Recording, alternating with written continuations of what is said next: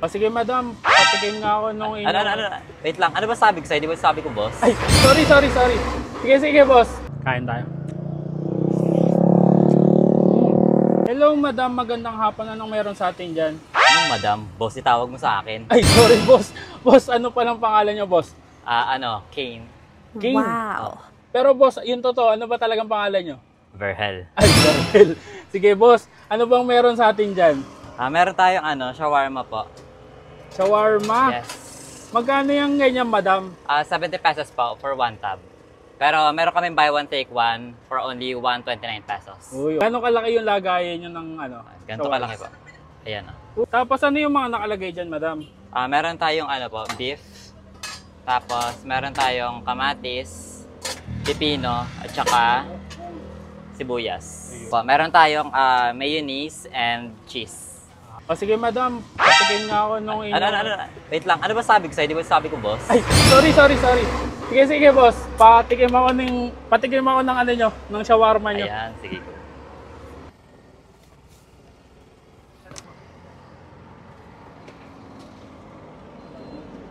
Yan yung beef. Yes. Tapos kamatis.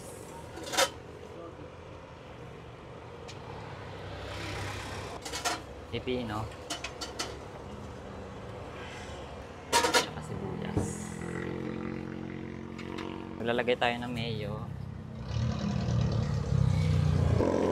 Tsaka cheese.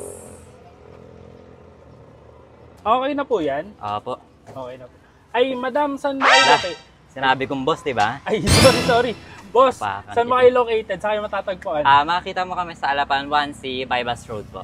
Ay, anong oras po kayo nagtitinda? Nag-open po kami 3 p.m. hanggang 7 p.m. po. Ay, sige, tikman ko muna yan ha. Thank you, madam. Boss nga eh. Ay, sorry.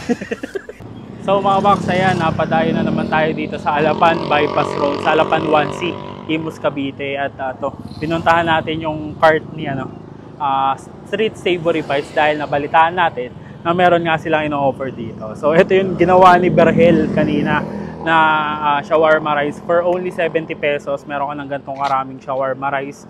Tapos pwedeng buy one take one for only 129 pesos. Buy one take one na, di ba? So sobrang sulit. Ngayon, meron na yung sibuyas, pipino, kamatis, at saka syempre yung beef at yung sauce nila, yung mayo and cheese. Tikman natin. Haluin na natin yung mga gulay-gulay sa karne. Kain tayo.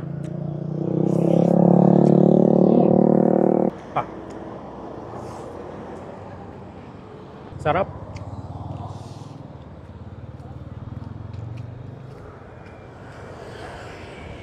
Dito yung dito yung like the original shawarma. Pero ito, kahit ito yung makabagong shawarma, yung lasa niya nandun pa rin, may konting spice pa rin siya. Saka yung sauce, ang sasarap niya. Tapos bumagay pa yung mga gulay. Perfect na perfect to, 70 pesos lang, mabubusog ka talaga dito. Ang daming kanin. Sakto lang sa ulam.